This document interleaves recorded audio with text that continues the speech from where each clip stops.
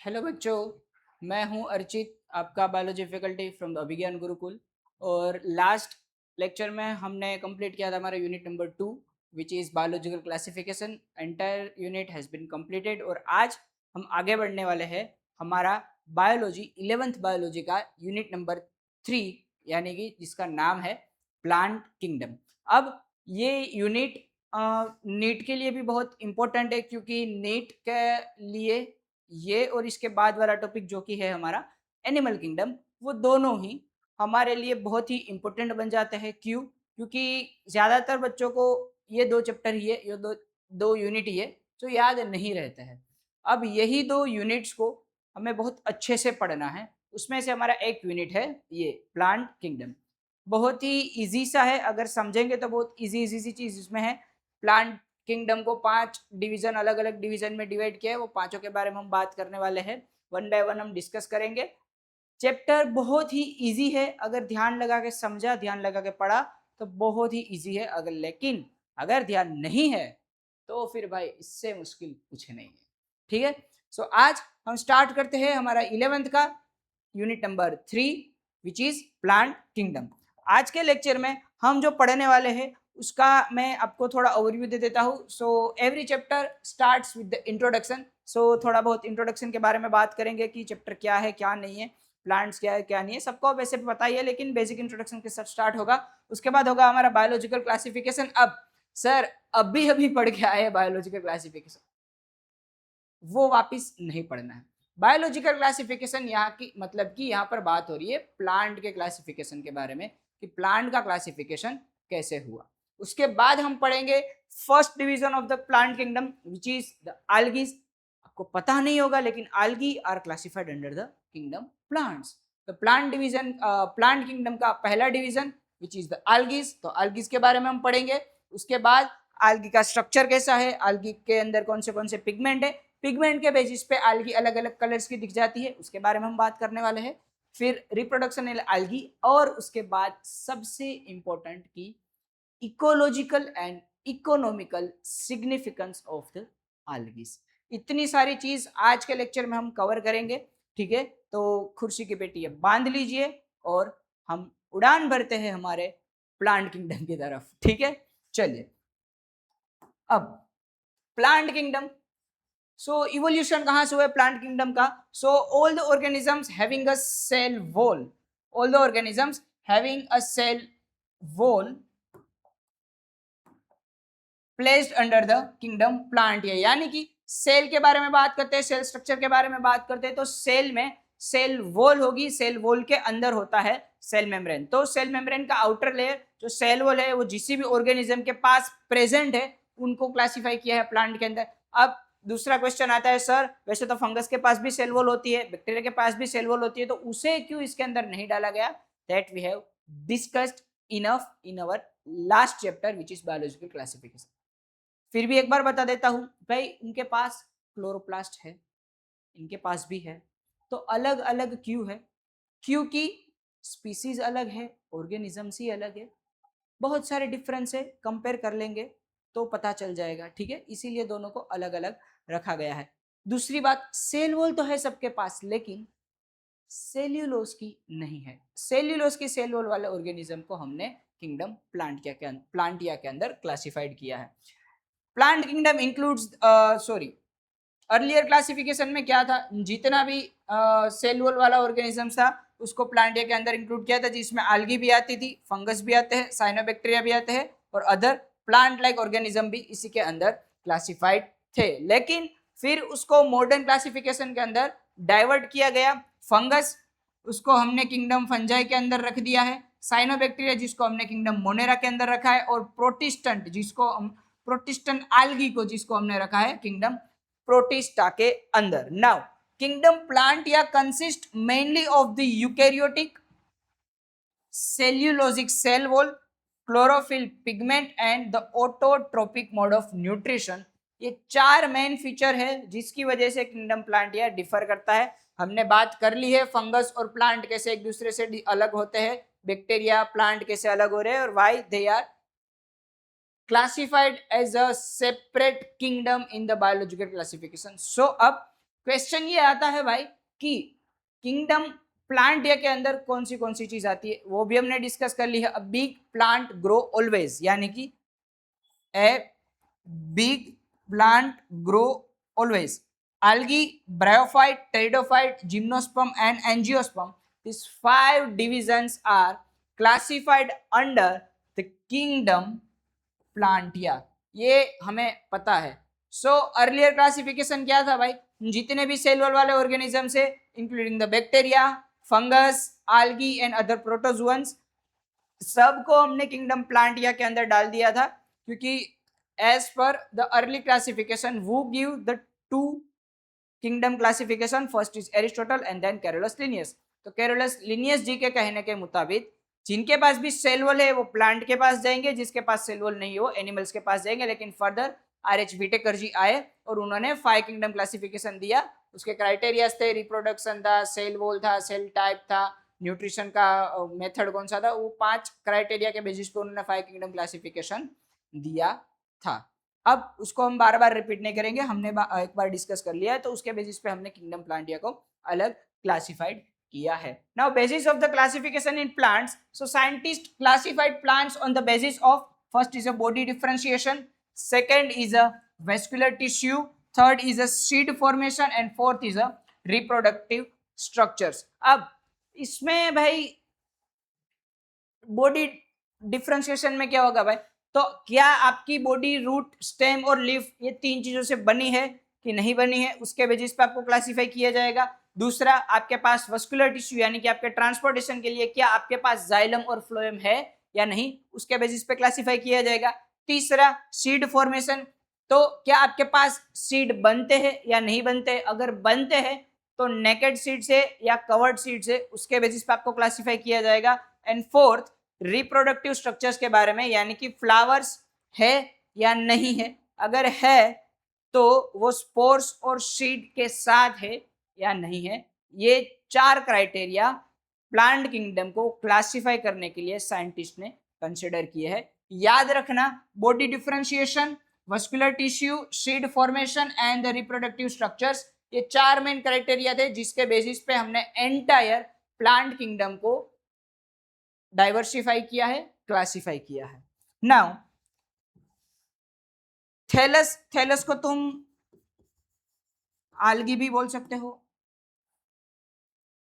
Thallus को तुम algae भी बोल सकते हो। So algae, bryophyte, pteridophyte, gymnosperm and angiosperm, this is the 5 division. Now as you move from left to right, or you can say that from algae to the angiosperm, complexity will be increases, यानी कि life has start to evolve in the plants. So हम ऐसा बोल सकते हैं कि algae are the primitive layer, or we can say that algae have a very primitive kind of body organization as compared to the angiosperm.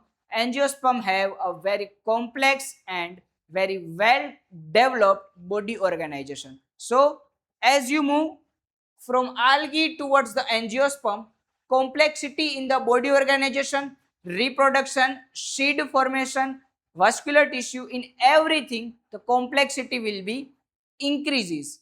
Okay, now the system of classification. So there are total 3 systems for the classification. First is a artificial classification, second is a natural classification, and third is a phylogenetic classification, which we are considering right now for our all kind of studies. पहले हम artificial के बारे में बात करते हैं. So based on a few characters just like a habitat, leaf shape and the flower colours. For examples जो Carolus Linnaeus जी ने दिया था वो, मतलब कि आप उसके एक्सटर्नल फीचर्स को देखेंगे. आर्टिफिशियल क्लासिफिकेशन यानी कि आप उसके एक्सटर्नल फीचर्स को देखेंगे, वो कौन से हैबिटाट में रहता है, उसकी लीफ का शेप कौन सा है और उस पर कौन से कलर के फ्लावर्स आ रहे, उसके बेसिस पे आप उसको क्लासिफाई कर सकते हो. अब यहाँ पर एक ड्रॉबैक ये हुआ कि सेम स्पीसीज लेकिन 2 अलग अलग कलर के फ्लावर. अब एक सिंपल सा एग्जांपल है भाई, रोज सबने देखा होगा, किसी ना किसी को दिया भी होगा. देते हो ना? देते हैं, मुझे पता है. अब देखो, रोज बहुत सारे कलर्स के आते हैं. अब कोई रेड रोज पसंद करता है तो कोई पिंक रोज पसंद करता है, कोई व्हाइट रोज पसंद करता है तो कोई येलो रोज पसंद करता है। अब है सारे रोज ही, लेकिन सब के कलर अलग अलग है, तो क्या इसका मतलब ये है कि रोज की स्पीसीज अलग अलग है?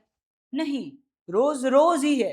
लेकिन अगर हम आर्टिफिशियल क्लासिफिकेशन के बेसिस पे जाए तो सारे ही रोज अलग अलग स्पीसीज है, लेकिन that is not the correct. Okay, तो आर्टिफिशियल क्लासिफिकेशन नहीं चला।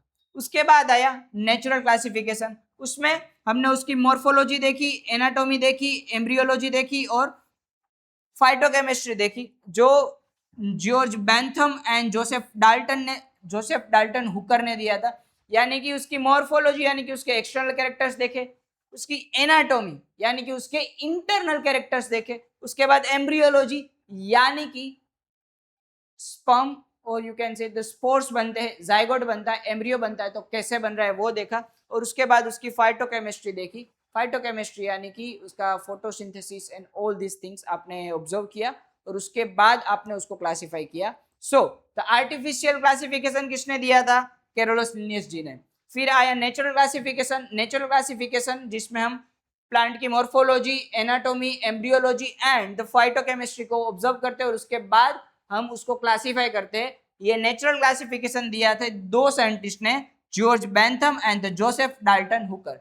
जोसेफ डाल्टन हुकर एक ही नाम है, अलग अलग नहीं है। जोसेफ डाल्टन एंड हुकर नहीं, Joseph Dalton Hooker and George Bentham दो लोग थे, दो साइंटिस्ट थे, बहुत अच्छे थे। उन्होंने नेचुरल क्लासिफिकेशन का कंसेप्ट दिया।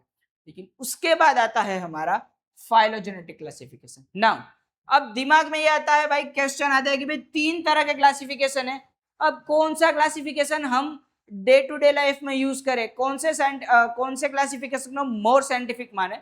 सो which classification is consider the most scientific? Answer मैं दे दूंगा, don't worry.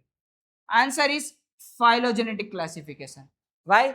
Phylogenetic classification is based on their evolutionary relationship and the common ancestry, and it is a widely accepted till now.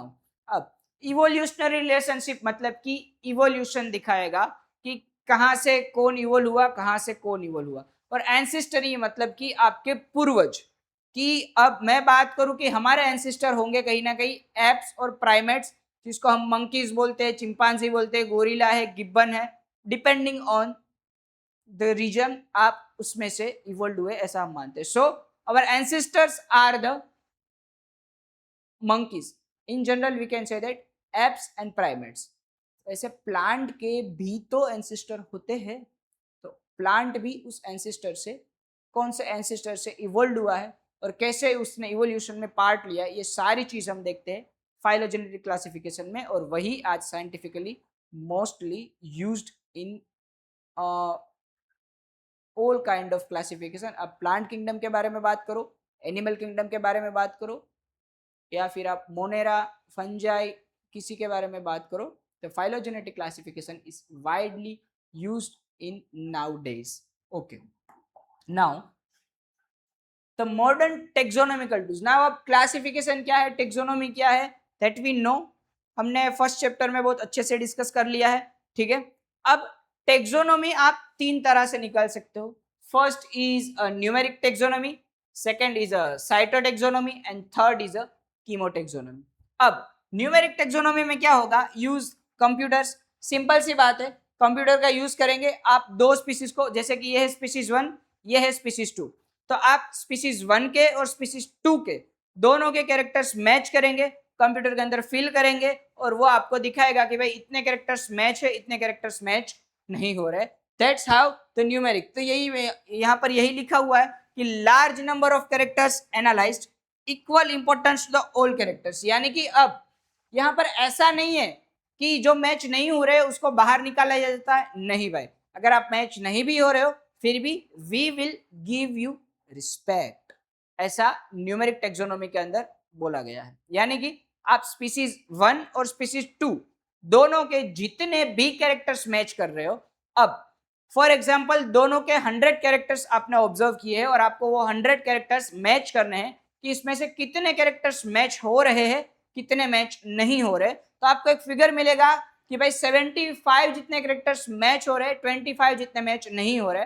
But यहाँ पर ये नहीं देखा जा रहा है कि इतने मैच नहीं हो रहे तो इसको बाहर निकाल दो, नहीं, जो मैच नहीं भी हो रहे उनको भी उतनी ही रिस्पेक्ट दी जाएगी जितनी मैच हो रहे उसको दी जाती है। Okay, now the second is cytotaxonomy. Cyto यानी कि आपका क्रोमोसोम, आप ऐसे याद रख सकते हो। So chromosome number, chromosome structure and chromosome behaviour, sorry, तो उसके बेसिस पे आप टेक्सोनोमी निकाल सकते हो कि क्रोमोसोम के नंबर कितने हैं, क्रोमोसोम का स्ट्रक्चर कितना है और क्रोमोसोम का बिहेवियर कैसा है, उसके बेसिस पे आप निकाल सकते हो उसकी टेक्सोनोमी। और उसके बाद आता है हमारा कीमोटेक्सोनोमी, जिसके अंदर आप केमिकल कॉन्स्टिट्यूएंट्स और सेकेंडरी मेटाबोलाइट्स यानी कि जैसे कि अल्कलॉइड्स है, टर्पेनोइड्स है, फिनोलिक्स है, ये सारी चीज को स्टडी करोगे कि भाई कितने अमाउंट में कौन सा केमिकल मिलता है, कितने अमाउंट में नहीं मिलता है, ये सारी चीज आप स्टडी करेंगे।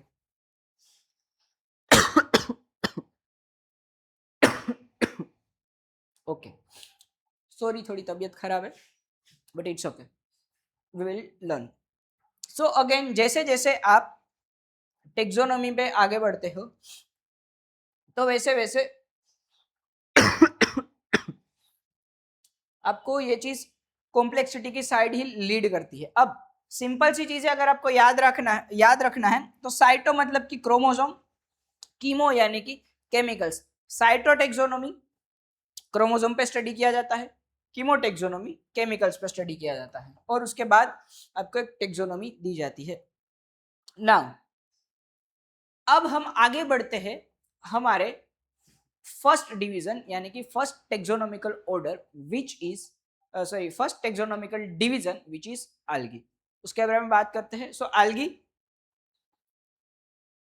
क्लोरोफिल होता है उसके पास, ऑटोट्रोपिक होती है भाई, थैलोइड होता है यानी कि उसके पास कोई रूट स्टेम लीफ जैसा कोई पर्टिकुलर स्ट्रक्चर नहीं होता है, सिंपलेस्ट प्लांट है एंड मोस्टली एक्वेटिक है।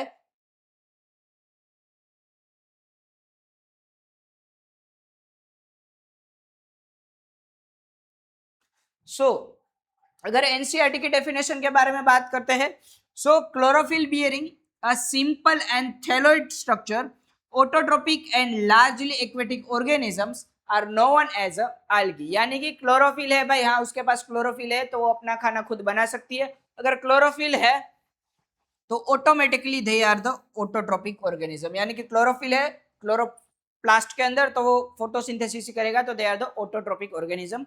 उसके अलावा एकदम सिंपल यानी कि प्रिमिटिव लेवल का बॉडी ऑर्गेनाइजेशन है, थैलोइड स्ट्रक्चर है, थैलोइड स्ट्रक्चर यानी कि उसके पास रूट स्टेम लीफ ऐसा कोई भी स्ट्रक्चर नहीं है। और उसके बाद लार्जली एक्वेटिक, एक्वेटिक यानी कि पानी में मिलने वाले, ओशन में भी मिल सकती है, फ्रेश वाटर में भी मिल सकती है, यानी कि मराइन वाटर में भी मिलेगी, फ्रेश वाटर में भी मिलेगी। सो मोस्टली एक्वेटिक है, ऐसे ऑर्गेनिजम्स को हम आल्गी बोलते हैं। Now the algae, so habitat of the algae, algae कहाँ पर पाई जाती है, कहाँ पर दिख जाती है, तो सबसे पहले फ्रेश वाटर में दिख जाएगी, मराइन वाटर में दिख जाएगी, यानी कि आपको रिवर, पॉन्ड, लेक वहां पर भी दिख जाएगी, सी है, ओशियन है, वहां पर भी आपको आल्गी दिख जाएगी। अगर आप टेरेस्ट्रियल हैबिटेट के बारे में बात करते हो तो टेरेस्ट्रियल हैबिटेट में मॉइस्ट सोल है, डंप रॉक है, ट्री बार्क है, वुड है, वुड यानी कि जो मॉइस्ट वुड है। अभी मानसून का सीजन चल रहा है तो मानसून के सीजन पे बारिश गिरती है तो अगर कोई फॉलन ट्री है, फॉलन वुड है, तो वो गीला होता है तो वहां पर आपको आल्गी का ग्रोथ देखने को मिल जाएगा। उसके अलावा मॉइस्ट सरफेस है, यानी कि जहां पर मॉइस्चर वाला एनवायरमेंट आपको मिलेगा टेरेस्ट्रियल में, वहां पर आपको आल्गी का ग्रोथ अच्छे से दिख जाएगा। उसके अलावा सिम्बायोटिक एसोसिएशन है एनिमल्स के साथ, एनिमल्स में जो स्लोथ बियर होता है उसकी बॉडी सरफेस पे आल्गी ग्रो करती है। और उसके बाद है फंगस के साथ जिसको हम बोलते हैं लाइचेंस, तो ये भी एक सिम्बायोटिक रिलेशनशिप है, हम लाइचेंस के बारे में स्टडी कर चुके हैं, we know that. Now algae provide a food or fungus provide water and shelter, phycobiont and the mycobiont component of the lichens, phycobiont यानी कि जो फूड बनाता है, माइकोबियंट यानी कि जो शेल्टर प्रोवाइड करता है उसे हम माइकोबियंट कंपोनेंट बोलते हैं। So lichens are made up of two different components, the algae and the fungus. algae खाना बनाती है क्योंकि उसके पास क्लोरोफिल है तो फोटोसिंथेसिस करेगी, फूड बनाएगी, और फंगस जो उसको शेल्टर प्रोवाइड करती है और वाटर प्रोवाइड करती है। उस हिसाब से दोनों एक दूसरे के साथ मिलके अपना लाइफ स्पेंड करती है, अपना सर्वाइवल देखती है। ओके, आगे बढ़ते हैं। The organisation of algal body के बारे में बात करते हैं। तो algae can be unicellular, colonial, filamentous and the giant marine algae। algae के डिफरेंट शेप्स है। आपको यूनिसेल्युलर यानी कि सिंगल सेल वाली algae भी मिल जाएगी, आपको कोलोनिकल यानी कि कॉलोनी में एक साथ रहने वाली algae भी मिल जाएगी, आपको फिलामेंटस यानी कि लंबी रोड लाइक, और फिलामेंटस यानी कि जिसके पास फिलामेंट होंगे उसे ही फिलामेंटस बोलेंगे, तो ऐसी algae भी आपको दिख जाएगी। और the giant marine algae which can reach more than the 100 metres, यानी कि 100 मीटर लंबी algae भी आपको मिल जाएगी। ओके, नाउ यूनिसेल्युलर algae जिसके एग्जांपल है आपके क्लेमिडोमोनास एंड द क्लोरेला। आप कोलोनिकल algae के बारे में बात करो तो उसका एग्जांपल है वोल्वोक्स। आप फिलामेंटस के बारे में बात करो तो इसका example Ulothrix and the spirogyra.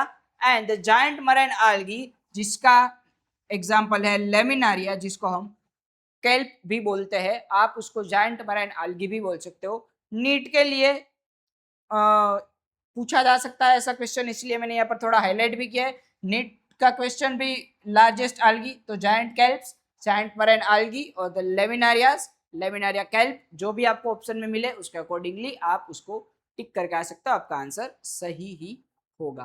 ठीक है, एग्जांपल्स सबके याद रखने हैं। यूनिसेल्युलर के 2 एग्जांपल्स है, क्लेमिडोमोनास एंड द क्लोरेला। उसके बाद कोलोनिकल एक एग्जांपल है वोल्वोक्स, फिलामेंटस 2 एग्जांपल है यूलोथ्रिक्स एंड स्पाइरोगाइरा।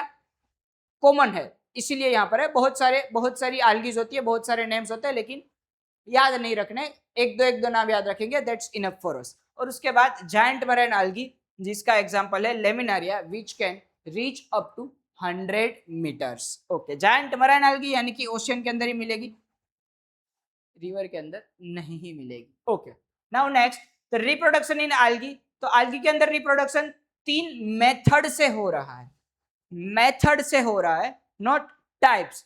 तो 3 मेथड्स में से ये तीनों मेथड के साथ भी रिप्रोडक्शन कर सकती है, depending on the time and the requirement. 2 के साथ भी कर सकती है और 1 के साथ भी कर सकती है, डिपेंड्स करता है। Okay, now the first method is vegetative reproduction, जिसके अंदर फ्रेगमेंट यानी कि बॉडी को डिवाइड करेगी, एक फ्रेगमेंट बनाएगी और वो फ्रेगमेंट एक न्यू थैलस यानी कि न्यू एल्गल बॉडी के फॉर्म में सर्वाइव करेगा, एग्जांपल है spirogyra. Now the second one the asexual reproduction, जिसमें ये स्पोर्स बनाएंगे, मोस्ट कॉमन ये जू स्पोर्स बनेंगे। जू स्पोर्स यानी कि जो आगे बढ़ सकते हैं उसे हम जू स्पोर्स बोलते हैं। तो जू स्पोर्स कैरेक्टरिस्टिक्स है भाई उसकी कि वो फ्लैजेलेटेड होते हैं और मोटाइल होते हैं, यानी कि फ्लैजेला है तो मोटाइल तो होंगे ही, यानी कि भाई फ्लैजेला है तो मूवमेंट तो करेंगे ही करेंगे। और उसके बाद आता है हमारा सेक्सुअल रिप्रोडक्शन। सेक्सुअल रिप्रोडक्शन में फ्यूजन ऑफ गैमेट्स के थ्रू, यानी कि मेल गैमेट और फीमेल गैमेट फ्यूजन होगा, उसके बाद एक नया बॉडी बनेगा, नया algae बनेगा। उसके अंदर फर्दर 3 टाइप से आइसोगेमी, एनाइसोगेमी एंड ooगेमी, 3 टाइप से आपका सेक्सुअल रिप्रोडक्शन टेक प्लेस करता है। अब याद रखो यहाँ पर 3 मेथड से, 3 मेथड का मतलब है कि 3 में से कोई भी एक मेथड के साथ, कोई भी 2 मेथड के साथ, ये तो तीनों ही मेथड के साथ अपना रिप्रोडक्शन कर सकते हैं। Depending on the time or depending on the requirement they can switch their mode of reproduction from one to the another. okay, अब वेजिटेटिव और एसेक्सुअल के बारे में बात कर लिए, सेक्सुअल के बारे में बात करते हैं। सेक्सुअल को फर्दर आप 3 के अंदर डिवाइड कर सकते हो, oogamy, anisogamy and isogamy. Now what is isogamy? So isogamy में जो गैमेट्स बनेंगे वो सिमिलर साइज के बनेंगे, सिमिलर शेप के बनेंगे। एग्जांपल है आपका यूलोथ्रिक्स, स्पाइरोगाइरा। तो आप ऐसा समझ लो ये मेल गैमेट है, ये फीमेल गैमेट है, दोनों ही सेम है। दूसरा है एनाइसोगेमी जिसमें डिसिमिलर साइज होगी, उसका एग्जांपल है यूडोनारिया। तो आप ऐसा समझ लो कि भाई ये फीमेल है और ये मेल है। और जब हम ooगेमी के बारे में बात करते हैं तो just like a human, large and non-motile female gametes, while the small and motile male gametes, example are the volvox and fucus। तो ये है आपका फीमेल गैमेट और ये है आपका मेल गैमेट। ह्यूमंस में भी ऐसे ही होता है, मैन के अंदर स्पर्म होता है जिसके पास फ्लैजेला होती है, वो आगे ट्रैवल कर सकता है, लेकिन फीमेल जो ओवम को प्रोड्यूस करते हैं तो ओवम एक जगह पर स्टेबल रहते हैं, वो ट्रैवल नहीं करते, जस्ट लाइक ह्यूमंस ooगेमी के साथ सेक्सुअल रिप्रोडक्शन करते हैं algaes.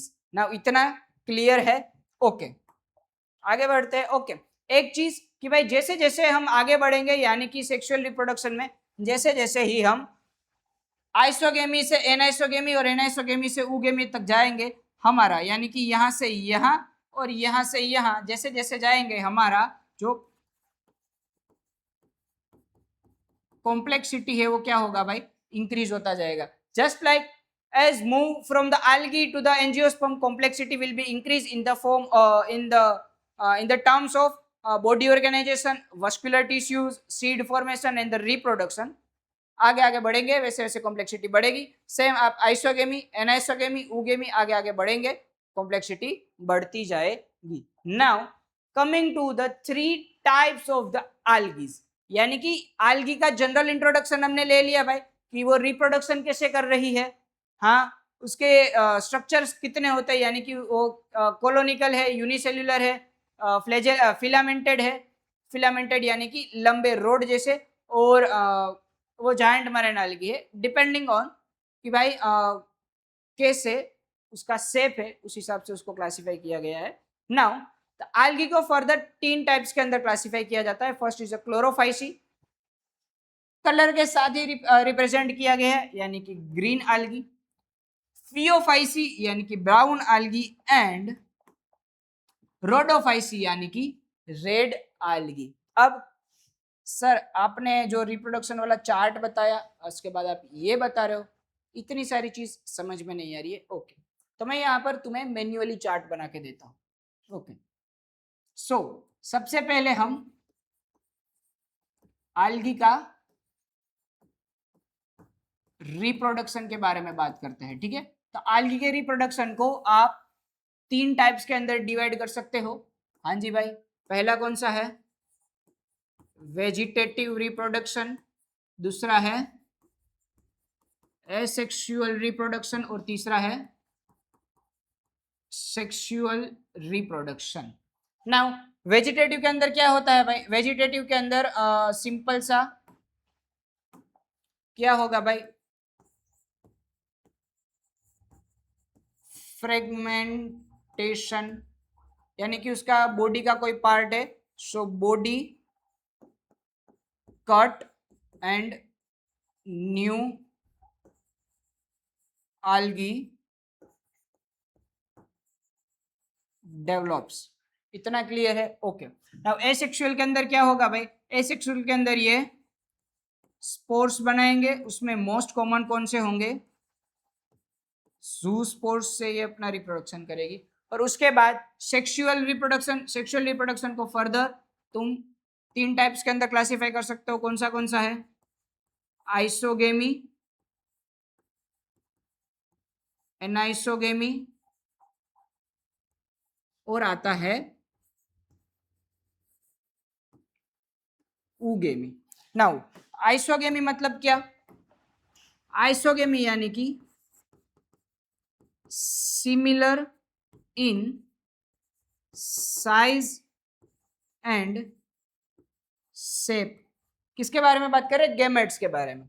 यहां पर क्या होगा भाई, डिससिमिलर इन साइज एंड शेप. और यहां पर हम ऊगेमी के बारे में बात करें तो ऊगेमी के अंदर 2 गैमेट्स बनते हैं भाई, एक होता है फीमेल और एक होता है मेल. अब ये जो फीमेल है वो होगा नॉन मोटाइल, वाइल हमारा मेल होगा वो होगा मोटाइल गैमेट. दूसरी बात कि हमारा ये जो फीमेल है वो साइज में होगा लार्ज, वाइल हमारा जो मेल है वो होगा small. That is the entire chart of the algal reproduction. Algae reproduction 3 types, 3 methods, vegetative, asexual और सेक्सुअल. वेजिटेटिव में फ्रेगमेंटेशन होगा तो बॉडी कट होगा और उसके बाद जो भी नया सेगमेंट होगा, नया फ्रेगमेंट है वो नई algae के फॉर्म में ग्रोथ कर लेगा. सेक्सुअल में स्पोर्स बनेंगे, मोस्ट कॉमनली जू स्पोर्स बनाते हैं, और उसके सॉरी एसेक्सुअल में, और सेक्सुअल को फर्दर आप 3 टाइप्स के अंदर डिवाइड कर सकते हो, आइसोगेमी, एनाइसोगेमी और ऊगेमी। आइसोगेमी यानी कि सिमिलर साइज और शेप के गेमेट्स बनेंगे, एनाइसोगेमी यानी कि डिसिमिलर इन साइज और शेप के गेमेट्स बनेंगे, और उसके बाद ऊगेमी जहां पर 2 गेमेट्स बनते हैं, फीमेल और मेल। फीमेल होगा वो नॉन मोटाइल होगा, मेल होगा वो मोटाइल होगा। फीमेल होगा वो साइज में बड़ा होगा यानी कि लार्जर होगा, और जो हमारा मेल है वो साइज में छोटा होगा। क्लियर है इतना? ओके, अगर इसका स्क्रीनशॉट लेना है तो ले लो। ओके, तो इतना क्लियर है सबको? ओके भाई, तो अब हम दूसरी चीज पढ़ते हैं भाई, आल्गी के बारे में बात करते हैं। आल्गी, अब हम बैक टू मतलब अभी भी हम टॉपिक में ही थे, टॉपिक से बाहर तो कभी गए ही नहीं थे, लेकिन अब हम आल्गी के बारे में बात करते हैं। सो आल्गी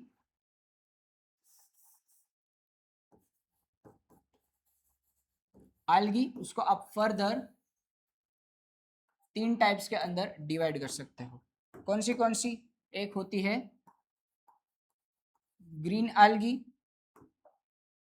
दूसरी होती है ब्राउन आल्गी, और तीसरी होती है red algae. Now green algae को हम बोलते हैं क्लोरोफाइसी, ब्राउन आल्गी को बोलते हैं हम फियोफाइसी, और रेड आल्गी को बोलते हैं हम रोडोफाइसी। ओके, नाउ यही चीज यहां पर है, क्लोरोफाइसी, फियोफाइसी, रोडोफाइसी। क्लोरोफाइसी यानी कि ग्रीन आल्गी, फियोफाइसी यानी कि ब्राउन आल्गी, एंड रोडोफाइसी यानी कि रेड आल्गी। ओके, इतना क्लियर है? ओके, नाउ अब हम बात करते हैं सबसे पहले ग्रीन आल्गी के बारे में। ग्रीन आल्गी, नाउ अब ये जो क्लासिफिकेशन है ना रेड, ग्रीन और ब्राउन का, वो उसके पिगमेंट यानी कि उसके पास कौन सा पिगमेंट है और वो कौन से फॉर्म में अपने फूड को स्टोर कर रही है, उसके बेसिस पे उसको क्लासिफाइड किया गया है। नाउ अब फर्स्ट क्लास आप बोल सकते हो। अब देखो, तुम्हें ये पता है सबसे ऊपर आता है किंगडम, किंगडम के नीचे आता है फाइलम और डिवीजन, डिवीजन के नीचे आता है क्लास, क्लास के नीचे आता है ऑर्डर, ऑर्डर के नीचे आता है, ऑर्डर के नीचे क्या आता है भाई? ऑर्डर के नीचे क्या आता है? फैमिली। भूल गए सर आप भी? फैमिली के नीचे आता है जीनस, और जीनस के नीचे आता है आपका ओके। अब इसमें से हमारा जो फाइलम है वो लगेगा एनिमल्स के लिए, और जो हमारा डिवीजन है वो लगेगा प्लांट्स के लिए। Now the kingdom is a plant, division algae। उसके बाद जो हम 3 टाइप्स पढ़ रहे हैं वो क्या है? 3 क्लास ऑफ द algae। तो अगर आपको कोई ऐसा बोले कि algae को कितने क्लास के अंदर डिवाइड किया गया, तो ये मत बोलना कि हमने क्लास नहीं पढ़े सर, हमने तो टाइप्स पढ़े थे। टाइप्स बोलो, क्लास बोलो, एक ही चीज है, ठीक है। 3 types of the algae, Chlorophyceae, Phaeophyceae and Rhodophyceae, यानी कि green algae, brown algae and the red algae। Okay, अब सबसे पहले क्लोरोफाइसी यानी कि ग्रीन algae के बारे में बात कर लेते हैं। सो ग्रीन algae जिसके पास क्लोरोफिल ए और क्लोरोफिल बी होगा। अब एक बात गांठ बांध के याद रख लो कि जहां जहां पर क्लोरोफिल ए होगा, सॉरी क्लोरोफिल होगा, वहां पर फोटोसिंथेसिस होगा ही होगा, ए बी नहीं, सिर्फ और सिर्फ क्लोरोफिल। जहां पर क्लोरोफिल होगा वहां पर फोटोसिंथेसिस होगा ही होगा, लेकिन जहां पर क्लोरोफिल ए और क्लोरोफिल बी होंगे वहां पर ग्रीन कलर होगा। यानी कि हम प्लांट के बारे में बात करते हैं तो प्लांट के लीव्स के पास क्लोरोफिल ए और क्लोरोफिल बी है, जो क्या करते हैं भाई, फोटोसिंथेसिस करते हैं और ग्रीन कलर भी प्रोवाइड करते हैं ना। फोटोसिंथेसिस करता है क्लोरोफिल, लेकिन क्लोरोफिल ए और क्लोरोफिल बी मिलके देते हैं आपको ग्रीन कलर किसी भी चीज को। आल्गी का ग्रीन कलर एक क्लोरोफिल ए और क्लोरोफिल बी की वजह से है। Mostly they are the fresh water, यानी आपको रिवर, पॉन्ड, लेक वहां पर मिल जाएंगी। स्टोर, जो फूड स्टोर करती है वो स्टार्च के फॉर्म में करती है। अब तीनों एल्गी अपना फूड अलग अलग फॉर्म में स्टोर करती है, ये याद रखना है। क्लोरोफाइसी यानी कि ग्रीन एल्गी अपना फूड स्टार्च के फॉर्म में स्टोर करती है। और उसके बाद सेल वॉल के बारे में बात करते हैं, तो इनर सेल वॉल है वो सेल्यूलोज की बनी हुई होगी, वाइल द आउटर लेयर है सेल वॉल का वो पेक्टोस का बना होगा। तो यहाँ पर दिखाई दे रहा है ये है inner cellular inner layer of the cell wall and this is the outer layer of the cell wall. So inner layer बना होगा सेल्यूलोज का और आउटर लेयर बना होगा पेक्टोस का। This is the difference. Cell wall सिर्फ cellulose की नहीं, सेल्यूलोज प्लस पेक्टोस की बनी होगी, किसमें, green algae, or else you can say the chlorophyce. Okay, next the chloroplast shape. Chloroplast होता है जो क्लोरोफिल को कंटेन करता है। ओके, क्लोरोप्लास्ट कितने शेप्स के होते हैं उसके बारे में बात करते हैं। और algae, यहाँ पर आपको ग्रीन algae के नाम भी पता चल जाएंगे, एग्जांपल्स भी पता चल जाएंगे। सो क्लोरोप्लास्ट शेप और एग्जांपल, तो आपका क्लोरोप्लास्ट में भी अ कप शेप, तो उसका एग्जांपल है क्लेमिडोमोनास। अब आपका क्लोरोप्लास्ट स्पाइरल शेप का हो, रिबन शेप का हो, तो आपका एग्जांपल्स है स्पाइरोगाइरा, जिसके पास स्पाइरल या तो रिबन शेप के क्लोरोप्लास्ट होते हैं। और अगर आपके पास क्लोरोप्लास्ट रेटिकुलेट और डिस्कोइड शेप के है, तो उसका एग्जांपल है आपके यूलोथ्रिक्स, जिसके पास ग्रिडल शेप का बोल सकते हो या तो डिस्कोइड शेप, डिस्क जैसा शेप, डिस्कोइड यानी कि डिस्क जैसा शेप का जिसके पास क्लोरोप्लास्ट होता है उसको डिस्कोइड बोला जाता है। तो उस हिसाब से आप देखो यहाँ पर आपको 3 एग्जांपल मिल चुके हैं ग्रीन एल्गी के। First is a Chlamydomonas, Spirogyra and the Ulothrix. अगर ऐसा नीट में पूछा जाए Chlamydomonas contain which kind which type of और क्लोरोप्लास्ट, और पूछा जाए कि कौन से स्ट्रक्चर का, कौन से शेप का क्लोरोप्लास्ट उसके पास होगा, तो आंसर होगा कप शेप्ड। अगर ऐसा पूछा जाता है भाई कि स्पाइरोगाइरा के पास कौन से शेप का क्लोरोप्लास्ट होगा, तो आंसर होगा स्पाइरल। अगर ऐसा पूछा जाए कि यूलोथ्रिक्स है, यूलोथ्रिक्स के पास कैसे शेप का क्लोरोप्लास्ट होगा, तो ग्रिडल शेप का बोल सकते हो या तो तुम डिस्कोइड और रेटिकुलेट बोल सकते हो। ठीक है, जो ऑप्शन में वो सिलेक्ट करना है अपने हिसाब से ना। ये जो क्लोरोप्लास्ट होता है, जो क्लोरोफाइसी एल्गी होती है, उसके पास एक सब्सटेंस होता है जिसको बोला जाता है पायरेनोइड्स। अब ये पायरेनोइड्स का काम क्या है, सबसे पहले पायरेनोइड्स कहां पर प्रेजेंट होगा, क्लोरोप्लास्ट के अंदर। नाउ क्लोरोप्लास्ट क्लोरोफिल भी कंटेन करता है और पायरेनोइड भी कंटेन करता है। नाउ ये पायरेनोइड का फंक्शन क्या है, पायरेनोइड प्रोटीन का स्टोरेज करता है एंड स्टार्च का सिंथेसिस करता है। नाउ ये पायरेनोइड ही है जिसकी वजह से स्टार्च के फॉर्म में क्लोरोफाइसी अपना फूड को स्टोर करती है। अगेन नीट का क्वेश्चन कि pyrenoids are associate with the function of the starch formation, यानी कि पायरेनोइड से वो जो भी खाना बन रहा है उसको डायरेक्ट स्टार्च में कन्वर्ट कर रहा है, और इसी वजह से क्लोरोफाइसी अपना फूड स्टार्च के फॉर्म में स्टोर कर रही है। इतना क्लियर है सबको? अच्छा, ओके, चलिए आगे बढ़ते हैं। The reproduction in the green algae, यानी कि क्लोरोफाइसी कौन से मेथड से रिप्रोडक्शन करती है। सो वेजिटेटिव यानी कि फ्रेगमेंटेशन के साथ भी कर लेती है, जूस्पोर्स के साथ यानी कि एसेक्सुअल रिप्रोडक्शन भी कर लेती है, और सेक्सुअल रिप्रोडक्शन कर लेती है, आइसोगेमी, एनाइसोगेमी और ऊगेमी तीनों टाइप से कर लेती है।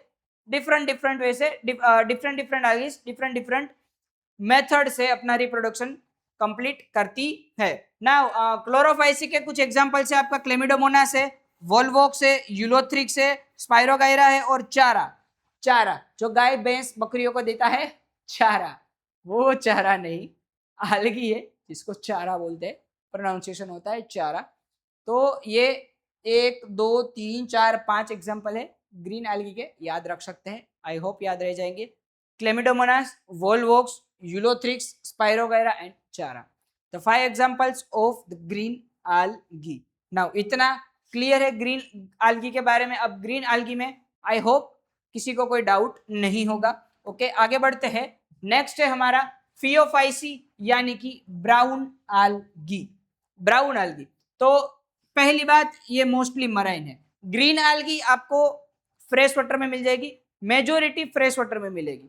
ब्राउन आल्गी सिर्फ और सिर्फ मराइन वाटर में मिलेगी, यानी कि या तो सी में मिलेगी, ओशन में मिलेगी, नदी, तालाब, लेक, पॉन्ड कहीं पर भी नहीं मिलेगी। ओके, दूसरी उसके एग्जांपल्स है भाई, एक्टोकार्पस है, डाइकोटा है, लेमिनारिया है, सरगासम है, फ्यूकस है, उसके एग्जांपल से ब्राउन आल्गी के। नाउ पिगमेंट्स, इसके पास क्लोरोफिल ए है, क्लोरोफिल सी है। क्लोरोफिल ए क्लोरोफिल सी मिलके क्या करते हैं भाई, फोटो सिंथेसिस। और ये जो फ्यूकोजेंथीन है, याद रखना फ्यूकोजेंथीन है, उसका काम है ब्राउन कलर प्रोवाइड करना। Fucoxanthin gives brown colour to this algae. तो आप ऐसा बोल सकते हो, क्लोरोफिल ए फोटोसिंथेसिस करता है, chlorophyll B which is actually responsible for the green colour of plants and the algaes. Green algae के बारे में बात करें तब, जब हम ब्राउन आल्गी के बारे में बात करते तो यहाँ पर क्लोरोफिल बी नहीं है, chlorophyll A and chlorophyll C है जो फोटोसिंथेसिस का काम करेंगे, और फ्यूकोजेंथीन है जो किसका काम करता है भाई, ब्राउन कलर प्रोवाइड करने का काम करता है। ओके, अब याद रखना पायरेनोइड्स जिसका काम है स्टार्च का फॉर्मेशन करना, फ्यूकोजेंथीन जिसका काम है ब्राउन कलर प्रोवाइड करना, क्लोरोफिल बी जिसका काम है ग्रीन कलर प्रोवाइड करना। ओके, नीट का फेवरेट क्वेश्चन, वे brown colour is present in the algae due to the fucoxanthin. याद रहना चाहिए, आईएमपी है, जितने भी सब्सटेंस आ रहे याद रखने ही पड़ेंगे। नीट ऐसा ही क्वेश्चन पूछती है और ऐसे क्वेश्चन हम इजीली अटेम्प्ट कर सकते हैं अगर हमने अच्छे से ध्यान देकर पढ़ा है तो। ठीक है, फ्यूकोजेंथीन ब्राउन कलर के लिए है, पायरेनोइड्स स्टार्च के फॉर्मेशन के लिए है, क्लोरोफिल बी ग्रीन कलर के लिए है। इतना क्लियर है? ओके सर, क्लियर है। Now the structure of the brown algae, so body differentiate into the hold fast, steep and the frond. Now hold fast यानी कि रूट जैसा अटैचमेंट, इसके पास रूट नहीं है, रूट जैसा स्ट्रक्चर है। स्टीप स्टेम नहीं है लेकिन स्टेम जैसा स्ट्रक्चर है। फ्रॉन्ड लीफ नहीं है लेकिन लीफ जैसा स्ट्रक्चर है, जिसको हम बोलते हैं holdfast, stipe and the frond. Now this holdfast, stipe and the frond are the analogous structure. Analogous structure यानी कि अब समझो analogous, analogous structure, analogous structure यानी कि जो भी फंक्शन है वो सिमिलर है लेकिन उसका स्ट्रक्चर बोल दो ओब्लिक, शेप बोल दो वो क्या है भाई, डिफरेंट है। होता है ना केमिस्ट्री में एनालॉगस स्ट्रक्चर, एनालॉगस स्ट्रक्चर यानी कि ऐसा स्ट्रक्चर मॉलिक्यूल सेम है लेकिन स्ट्रक्चर अलग अलग है, फंक्शन सेम है लेकिन स्ट्रक्चर अलग अलग है। तो अब इसके पास रूट, स्टेम और लीफ नहीं है। अब रूट का काम क्या है भाई, सिंपली सपोर्ट देना, ग्राउंड से एकदम स्टिक करके रखना। स्टेम का काम क्या है भाई, वो फिजिकल मैकेनिकल सपोर्ट देता है, और साइलम फ्लेम उसके अंदर होती है जो ट्रांसपोर्टेशन का काम करता है, यहाँ से यहाँ से वहां करता रहता है। और लीफ का काम क्या है भाई, फोटोसिंथेसिस करता है। अब इसके पास ये चीज नहीं है तो रूट की जगह उसके पास है होल्ड फास्ट, स्टेम की जगह है स्टिप एंड लीफ की जगह है फ्रॉन्ड। होल्ड फास्ट जो उसको अटैच रखता है, स्टिप जो उसको सपोर्ट देता है, और फ्रॉन जो कि क्या करता है, फोटोसिंथेसिस करता है। इतना क्लियर है सबको? रूट, लीफ, स्टेम नहीं है तो उसकी जगह क्या है भाई?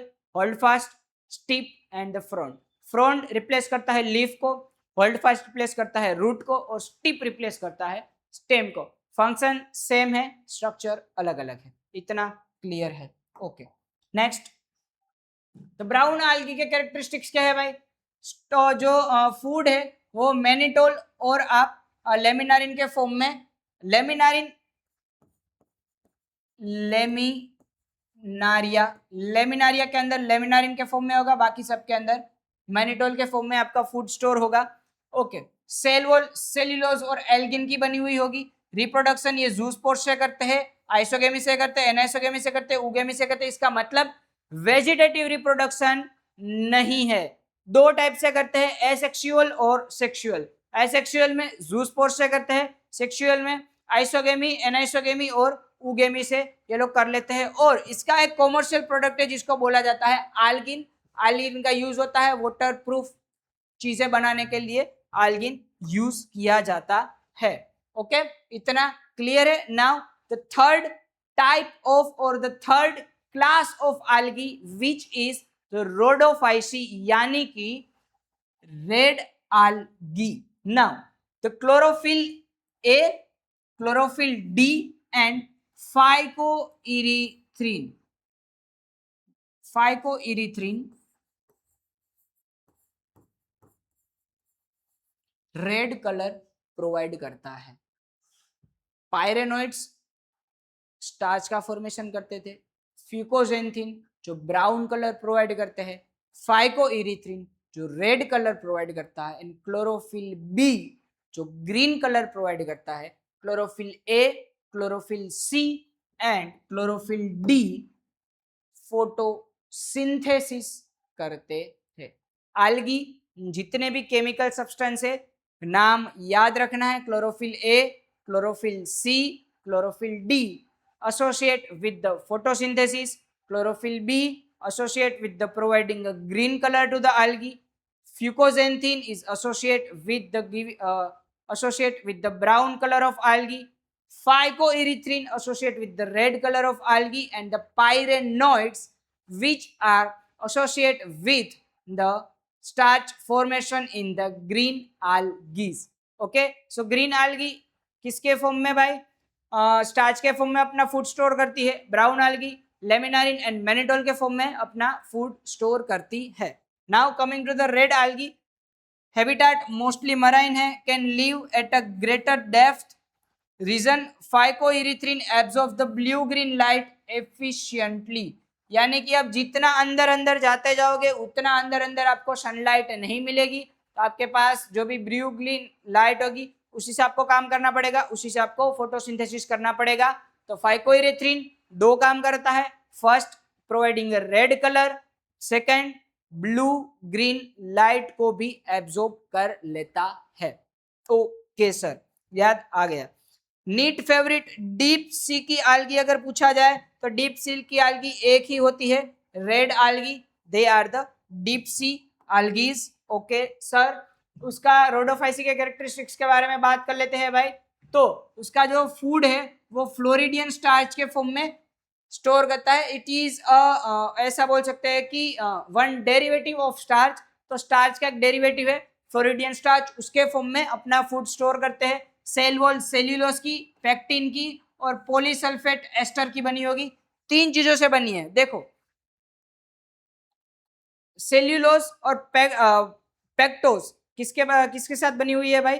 Green algae. उसके बाद सेल्यूलोज और पेक्टिन ब्राउन आल्गी, सेल्यूलोज और पेक्टिन आ गए हमारे रेड आल्गी। ओके, याद रखना सेल वॉल के कंपोनेंट्स कितने हैं और कौन कौन से हैं। तीनों के अंदर सेल्यूलोज कॉमन है, उसके बाद एक एक इनर लेयर और आउटर लेयर का कंपोनेंट्स चेंज होते जा रहे हैं। ओके, ये चीज याद रखनी है। फ्लेजेला इसके अंदर एब्सेंट होती है, तो फ्लेजेला प्रेजेंट किसके अंदर होती है भाई? ब्राउन आल्गी इसके अंदर प्रेजेंट होती है, इसके अंदर एब्सेंट होती है। एग्जाम्पल के बारे में बात करते हैं, पोरफायरा है, पॉलीसिफोनिया है, गैलिडियम है और ग्रासिलारिया है।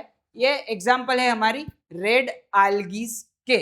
ओके, और रेड आल्गी रिप्रोडक्शन के बारे में बात करते हैं। सो वेजिटेटिव फ्रेगमेंटेशन से करते हैं, एसेक्सुअल तो होता ही नहीं है, यानी कि मोटाइल के जूस्पर्स के साथ नहीं होता है। सेक्सुअल में सिर्फ और सिर्फ ऊगेमस यानी कि ऊगेमी, आइसोगेमी नहीं चलेगी, एनाइसोगेमी नहीं चलेगी, ऊगेमी चल जाएगी। Mail and female gametes non motile, यानी कि फीमेल नॉन मोटाइल होता है, मेल मोटाइल होता है, उसके थ्रू अपना क्या करते हैं भाई, सेक्सुअल रिप्रोडक्शन कंप्लीट करते हैं। Only group among the algae where the flagellated stage are completely absent, यानी कि एक भी स्टेज के अंदर फ्लेजेला नहीं है। यहां पर देखो male and female both are the non motiles. अब फ्लेजेला प्रेजेंट कहां पर होती है भाई, उसके गेमेट्स के अंदर। तो देखो क्लोरोफाइसी और फियोफाइसी दोनों ही ऊगेमी के साथ रिप्रोडक्शन करती है, तो उसके गेमेट्स के पास फ्लेजेला है, इसके गेमेट्स के पास फ्लेजेला नहीं है। That's why the only group among the algae where the flagellated stage are completely absent, किसी भी स्टेज में, गेमेटिक स्टेज में या एडल्टहुड में, कहां पर भी फ्लेजेला नहीं होगी। क्लोरोफाइसी फियोफाइसी दोनों के पास ने गेमेट्स में मेल गेमेट के पास फ्लेजेला होती है। जब हम रोडोफाइसी के बारे में बात करते हैं, फ्लेजेला कंप्लीटली एब्सेंट होती है। Okay, now last economical importance of the algae, which is very much important for the NEET and your school examinations also. Ecological importance क्या है भाई, कि fix about the 50% of the carbon dioxide of the earth, यानी कि 50% जितना carbon dioxide को use algae करती है अर्थ पे, जितना भी कार्बन डाइऑक्साइड है उसमें से। Produce the oxygen and the primary producer in the aquatic ecosystem, यानी कि algae फोटोसिंथेसिस करेगी, कार्बन डाइऑक्साइड का यूज करेगी तो ऑक्सीजन रिलीज करेगी, और वही ऑक्सीजन एक्वेटिक ऑर्गेनिजम्स, चाहे क्रेब्स हो, ऑक्टोपस हो, स्क्वीड हो, शार्क हो, ब्लू व्हेल हो, डॉल्फिन हो, कोई भी हो, वही ऑक्सीजन का यूज कर रहे हैं अपने नॉर्मल लाइफ सर्वाइवल के लिए। That's why they are very much economically ecologically important. क्यों? पहली चीज तो भाई अर्थ का 50% कार्बन डाइऑक्साइड यही यूज कर लेते हैं, दूसरी चीज ऑक्सीजन प्रोड्यूस करते हैं, और तीसरी चीज एक्वेटिक इकोसिस्टम में बहुत इंपॉर्टेंट रोल प्ले करते हैं। क्यों? क्योंकि ये प्राइमरी प्रोड्यूसर है, तो ऑक्सीजन रिलीज करते हैं, वही ऑक्सीजन एक्वेटिक एनिमल से वो यूज कर रहे हैं। उसके बाद है फूड में, तो आपका जो पोरफायरा है, लेमिनारिया है, सरगासम है, उसको आप directly as a food use कर सकते हो। बहुत सारी कंट्रीज है जहां पर algae को as a delicious food use किया जाता है, और वो लोग खाते भी है, क्योंकि algae are the good source of protein and that's why they are using as a feed. और जब हम एस्ट्रोनॉट्स के बारे में बात करते हैं, एस्ट्रोनॉट्स मतलब आजकल जो चल रहा है सोशल मीडिया पे कि आप अपनी डेट ऑफ बर्थ बताइए, आपको बताएंगे आपके नीट में कितने मार्क्स आएंगे, आपकी शादी कब होगी, आपके बच्चे कब होंगे। नहीं, एस्ट्रोनॉट्स यानी कि स्पेस में जाने वाले, सुनीता विलियम्स, कल्पना चावला, जी हाँ, ऐसे लोग जो स्पेस में जाते हैं।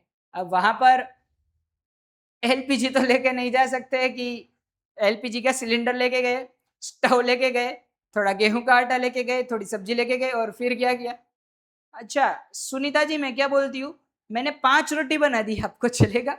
नहीं, ऐसा नहीं है। वहां पर वो लोग क्लोरेला जैसी algae को लेकर जाते हैं अपने साथ, जिसमें से उनको बहुत अच्छे अमाउंट में न्यूट्रिएंट मिलता है और प्रोटीन का सोर्स भी बहुत अच्छा होता है। So they are using Chlorella while they are going to space, यानी कि एस्ट्रोनॉट्स क्लोरेला का यूज करते हैं जब वो स्पेस शिप्स के थ्रू स्पेस में जाते हैं। नाउ आज हमने इंट्रोडक्शन और algae यानी कि first division of the kingdom plant complete किया है। आज के लेक्चर में अगर किसी को भी डाउट हो, कमेंट सेक्शन में अपना डाउट लिखिए, वी विल ट्राई कि हम नेक्स्ट क्लास में हमारा डाउट है उसके सोल्व कर लेंगे, और उसके बाद हम आगे बढ़ेंगे। ओके, और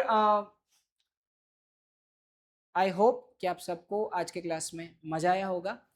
that's all for today's lecture. ऐसे ही अब ये हमने सीरीज स्टार्ट की है, यानी कि फर्स्ट चैप्टर हमने ख़त्म कर दिया है, सेकंड भी ख़त्म कर दिया है, अब थर्ड चैप्टर हम स्टार्ट कर चुके हैं। तो अब हम पूरा बायोलॉजी इसी के साथ हम कवर करने वाले हैं। तो आई होप कि ये वीडियो आपको अच्छा लगा हो और आपके लिए हेल्पफुल बना हो। अगर आपको ये वीडियो पसंद आया है तो आप लाइक कर सकते हैं, हमारे चैनल को सब्सक्राइब कर सकते हैं और इस वीडियो को अपने दोस्तों के साथ शेयर कर सकते हैं ताकि वो भी अपनी नीट की प्रिपरेशन अच्छे से कर सकते हैं। That's all for today. We will meet in the next video. Till now, thank you very much. Bye bye.